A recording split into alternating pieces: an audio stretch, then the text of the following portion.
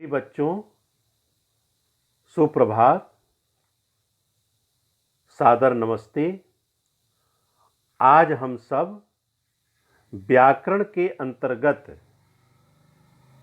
वाक्य अर्थात सेंटेंस पढ़ेंगे। वाक्य किसे कहते हैं?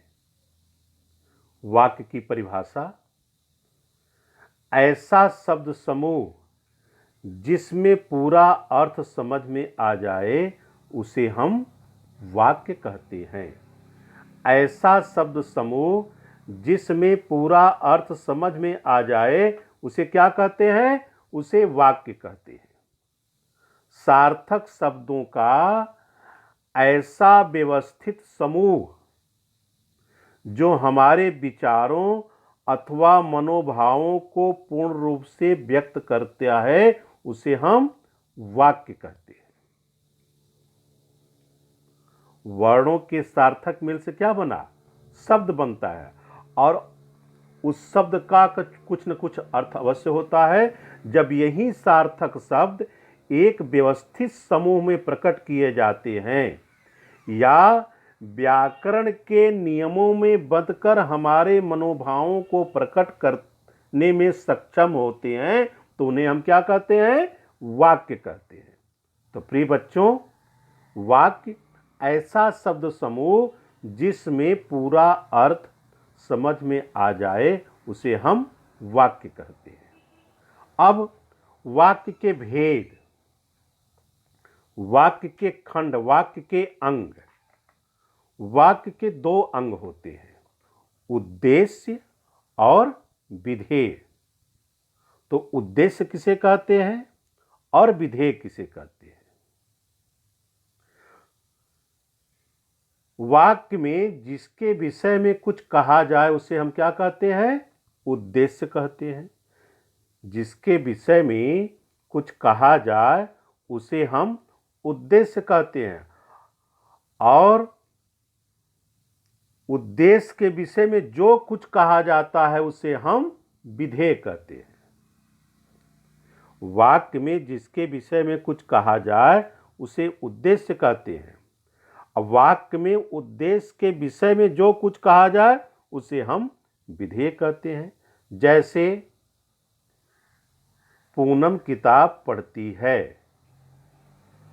पूनम किताब पढ़ती है। अब पूनम क्या हो गई? उद्देश्य हो गई। सचिन दौड़ता है।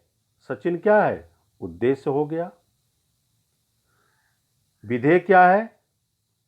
जिसके विषय में कुछ कहा जाए। किसके विषय में कहा जा रहा है? पूनम किताब पढ़ती है। इस वाक्य में किताब पढ़ती है क्या हो गया? विधेय हो गया। पूनम क्या हो गई?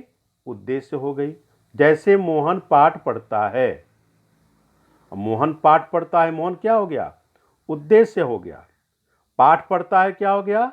विधेय हो गया। तो प्रिय बच्चों, वाक्य के अंग या वाक्य के खंड या वाक्य के भेद के अंतर्गत उद्देश्य और विधेय। अब उद्देश्य दो प्रकार के होते हैं, कर्ता और कर्ता का विशेषण। उद्देश्य कितने प्रकार के होते हैं? दो प्रकार के होते हैं, कर्ता, कर्ता का कारण। जैसे अब विधेय किसे कहते हैं? विधेय 6 प्रकार के होते हैं, क्रिया, क्रिया के विशेषण, कर्म, कर्म के विशेषण, पूरक, पूरक के विशेषण। अब जैसे यहां पर उदाहरण के रूप में बकरी घास खाती है। बकरी घास खाती है। बकरी क्या हो गई? उद्देश्य। घास खाती है क्या? विधेय हो गया। सफेद बकरी हरी घास खाती है। तो सफेद बकरी उद्देश्य, हरी घास खाती है क्या हो गया? विधेय हो गया। अब इसमें आपको बताए हम कर्ता, कर्ता का विशेषण। अब बकरी क्या है? कर्ता। उद्देश्य। कर्ता का विशेषण क्या हुआ? कर्ता का विशेषण क्या है? अब कर्ता का विशेषण सफेद,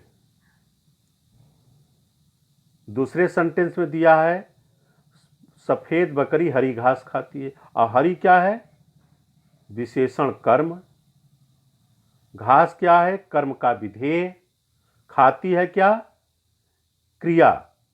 तो यहां विधेय के 6 भेद जो दिए गए हैं, क्रिया, क्रिया के विशेषण, कर्म, कर्म के विशेषण, पूरक, पूरक के विशेषण। अब आइए रचना के आधार पर वाक्य के भेद। रचना के आधार पर वाक्य के 3 भेद हैं। रचना के आधार पर वाक्य के कितने भेद हैं? 3 भेद हैं। पहला साधारण वाक्य, जिसको सरल वाक्य कहा जाता है।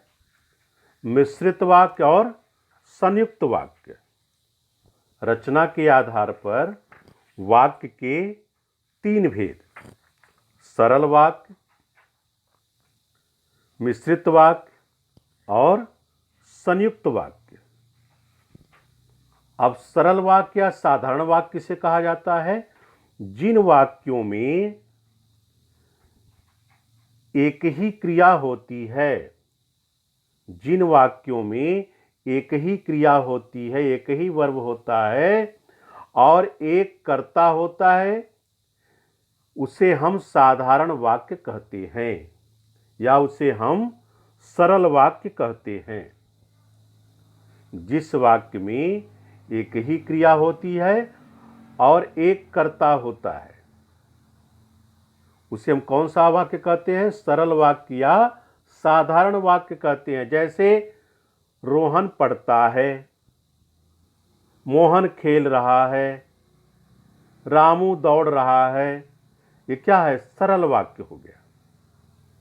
मिश्रित वाक्य, जिन वाक्यों में एक से अधिक वाक्य मिले हों, जिन वाक्यों में एक से अधिक वाक्य मिले हों, उन्हें हम मिश्रित वाक्य कहते हैं। जिन वाक्य में एक से अधिक वाक्य मिले हों किंतु एक प्रधान वाक्य हो, एक प्रधान वाक्य हो, शेष आश्रित वाक्य हो, उन्हें हम मिश्रित वाक्य कहते हैं।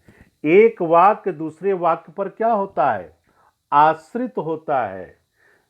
तो एक वाक्य दूसरे वाक्य पर आश्रित होता है, उसे कौन सा वाक्य कहेंगे?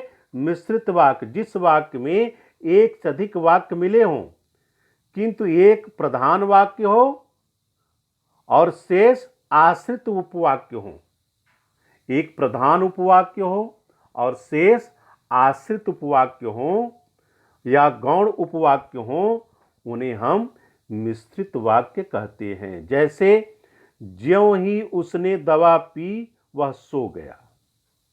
ज्यों ही उसने दवा पी वह सो गया। यदि परिश्रम करोगे तो सफल हो जाओगे। यदि परिश्रम करोगे तो सफल हो जाओगे। तो ऐसे वाक्य को हम क्या कहते हैं? मिश्रित वाक्य कहते हैं। एक वाक्य दूसरे वाक्य पर क्या होता है? आश्रित होता है, उसे हम मिश्रित वाक्य कहते हैं। अब मिश्रित वाक्य के बाद आता है संयुक्त वाक्य। अब संयुक्त वाक्य किसे कहते हैं? जिस वाक्य में 2 या 2 से अधिक वाक्य मिले हों, जिस वाक्य में 2 या 2 से अधिक वाक्य मिले हों परंतु सभी वाक्य प्रधान हों, ऐसे वाक्य को संयुक्त वाक्य कहते हैं। जिस वाक्य में 2 वाक्य होते हैं और दोनों वाक्य स्वतंत्र होते हैं, दोनों वाक्य प्रधान होते हैं, लेकिन इनको योजक चिन्हों से जोड़ते हैं। जब योजक चिन्हों से जोड़ते हैं तो उन्हें हम संयुक्त वाक्य कहते हैं। अब संयुक्त वाक्य जैसे वह सुबह गया और शाम को लौट आया। वह सुबह गया और शाम को लौट आया। ये क्या है? संयुक्त वाक्य है। अब संयुक्त वाक्य देखिए, समुच्चय बोधक अव्यय से ये बनते हैं। समुच्चय बोधक अव्यय के भेद हैं समाधिकरण और व्यधिकरण। अब समाधिकरण का प्रयोग हम संयुक्त वाक्य में करते हैं और व्यधिकरण का प्रयोग हम मिश्रित वाक्य में करते हैं। समाधिकरण का प्रयोग किस वाक्य में करते हैं? समाधिकरण का प्रयोग हम संयुक्त वाक्य में करते हैं और व्यधिकरण का प्रयोग हम मिश्रित वाक्य में करते हैं। अब मिश्रित वाक्य में जब करते हैं तो मिश्रित वाक्य के भेद हैं। मिश्रित वाक्य के 3 भेद: संज्ञा, विशेषण, क्रिया विशेषण। संज्ञा, विशेषण और क्रिया विशेषण। तो संज्ञा के अंतर्गत की का प्रयोग। संज्ञा के अंतर्गत हम क्या करते हैं? की का प्रयोग करते हैं। तो वहां पर हम संज्ञा मिश्रित वाक्य कहते हैं। अब संज्ञा मिश्रित वाक्य जिस आश्रित उपवाक्य का प्रयोग प्रधान उपवाक्य के उद्देश्य, कर्म अथवा पूरक के बदले होता है उसे संज्ञा उपवाक्य कहते हैं। अब संज्ञा उपवाक्य में प्रायः की समुच्चय बोधक अव्यय का प्रयोग होता है। जैसे विद्यार्थी जानता है कि उसे क्यों दंड दिया गया। विद्यार्थी जानता है कि उसे क्यों दंड दिया गया। अब यहां पर विद्यार्थी जानता है उसे क्यों दंड दिया गया। अब हमको प्रधान उपवाक्य और आश्रित उपवाक्य छांटना होगा। तो हम कैसे बताएंगे प्रधान उपवाक्य कौन सा है और आश्रित उपवाक्य कौन सा है? अब देखिए, प्रधान उपवाक्य विद्यार्थी जानता है, ये क्या हुआ? प्रधान उपवाक्य। उसे क्यों दंड दिया गया, ये क्या हुआ? आश्रित उपवाक्य। अब इस वाक्य में विद्यार्थी जानता है क्या है? प्रधान उपवाक्य है और इसकी जानना क्रिया का कर्म है, इसलिए आश्रित उपवाक्य क्या होगा? उसे दंड दिया गया। दूसरा उदाहरण, लड़की बिल्कुल नहीं चाहती कि उसे जगह जगह दिखाया जाए। लड़की बिल्कुल नहीं चाहती कि उसे जगह जगह दिखाया जाए। अब जगह जगह दिखाया जाए, ये क्या है? आश्रित उपवाक्य। की के बाद जो भी वाक्य आता है उसे हम आश्रित उपवाक्य कहेंगे और उसके पहले के वाक्य को हम प्रधान उपवाक्य कहेंगे। तो प्रधान उपवाक्य क्या है? लड़की बिल्कुल नहीं चाहती। कभी कभी की का लोप भी हो जाता है, तो आपको वहां पर की लगा करके देखना होगा कि यह संज्ञा उपवाक्य है कि नहीं है। जैसे सुषमा ने कहा आज मेरा जन्मदिन है। सुषमा ने कहा आज मेरा जन्मदिन है। इसमें सुषमा क्या है? प्रधान उपवाक्य है। आश्रित उपवाक्य क्या है? आज मेरा जन्मदिन है। अब सुषमा ने कहा की लगा करके देखें, की के बाद जो वाक्य होगा वह क्या होगा? आश्रित उपवाक्य होगा। अब आश्रित उपवाक्य पहले भी हो सकता है और बाद में भी हो सकता है। आज मेरा जन्मदिन है, सुषमा ने कहा। आज मेरा जन्मदिन है, सुषमा ने कहा। तेज मिश्रित वाक्य के भेद के अंतर्गत है संज्ञा उपवाक्य। विशेषण, जो आश्रित उपवाक्य प्रधान उपवाक्य की संज्ञा या सर्वनाम की विशेषता बताए उसे हम विशेषण उपवाक्य कहते हैं। जो आश्रित उपवाक्य प्रधान उपवाक्य की संज्ञा या सर्वनाम की विशेषता बताए उसे विशेषण उपवाक्य कहते हैं। जैसे यह वही आदमी है जिसने कल मेरी चोरी की थी। वही आदमी है जिसने कल चोरी की थी। अब जिसने कल चोरी की थी, यह क्या है? आश्रित उपवाक्य। यह वही आदमी है, ये प्रधान उपवाक्य। जो मेहनत करता है उसे अवश्य सफलता मिलती है। जो मेहनत करता है, ये आश्रित उपवाक्य। उसे अवश्य सफलता मिलती है, प्रधान उपवाक्य। तो कौन सा आश्रित उपवाक्य? विशेषण उपवाक्य। पहले परिभाषा में बताया गया है, वह आश्रित उपवाक्य जो प्रधान उपवाक्य की संज्ञा या सर्वनाम की विशेषता को बताए उसे विशेषण उपवाक्य कहते हैं। विशेषण उपवाक्य को जानने के लिए हमें जरूर ध्यान देना होगा, जो जिसे जिसने शब्दों का जहां पर प्रयोग मिले वहां विशेषण उपवाक्य हो जाता है। अब विशेषण उपवाक्य का प्रारंभ सर्वनाम जो अथवा इसके किसी रूप तथा जिसने, जिसे, जिसको, जिनको, जिनके लिए आदि का प्रयोग मिले वहां पर विशेषण उपवाक्य होगा। तो प्रिय बच्चों, जो मेहनत करता है उसे अवश्य सफलता मिलती है। अब यहां जो का प्रयोग मिला, जो मेहनत करता है यह क्या हो गया? आश्रित उपवाक्य। कौन सा आश्रित उपवाक्य? विशेषण उपवाक्य। उसे अवश्य सफलता मिलती है, यह प्रधान उपवाक्य हो गया।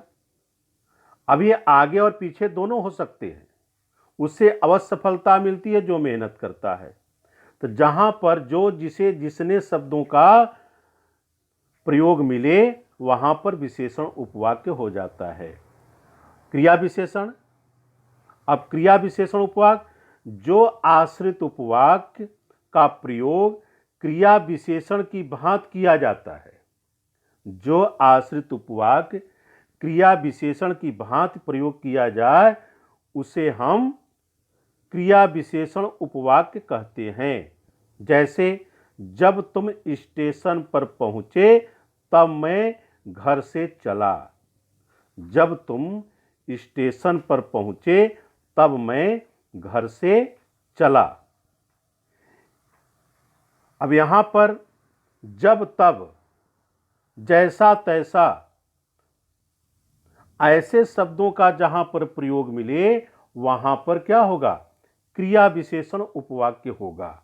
तो प्रिय बच्चों, ये मिश्रित उपवाक्य के हम आपको भेद बताए। मिश्रित उपवाक्य के 3 भेद: संज्ञा, विशेषण और क्रिया विशेषण। संज्ञा उपवाक्य, विशेषण उपवाक्य और क्रिया विशेषण उपवाक्य। अब संज्ञा में की का प्रयोग जहां मिले वहां पर संज्ञा उपवाक्य हो जाएगा। जो, जिसे, जिसने शब्दों का जहां पर प्रयोग मिले वाक्य में वहां पर विशेषण उपवाक्य हो जाएगा। जब, तब, जैसा, तैसा, यदि ऐसे शब्दों का जहां पर प्रयोग मिले वहां पर क्या हो जाएगा? विशेषण उपवाक्य, क्रिया विशेषण उपवाक्य। तो प्रिय बच्चों, ये मिश्रित वाक्य के भेद। अब संयुक्त वाक्य। संयुक्त वाक्य में आपको बताए हम कि संयुक्त वाक्य उस वाक्य को कहते हैं जिसमें समाधिकरण अव्यय का, समुच्चय बोधक अव्यय का प्रयोग मिलता है। अब समाधिकरण अव्यय का बोध जहां मिले, अब समाधिकरण के अंतर्गत हम किंतु, परंतु, इसलिए, अथवा, इन शब्द और इन शब्दों का जहां पर प्रयोग मिले उसे हम संयुक्त वाक्य कहते हैं। जैसे यहाँ उदाहरण के रूप में समझाया गया है, वह सुबह गया और शाम को लौट आया। तो यह आपके रचना के आधार पर वाक्य के भेद को मैंने बताया। और रचना के आधार पर वाक्य के कितने भेद हैं? सरल वाक्य, संयुक्त वाक्य और मिश्रित वाक्य।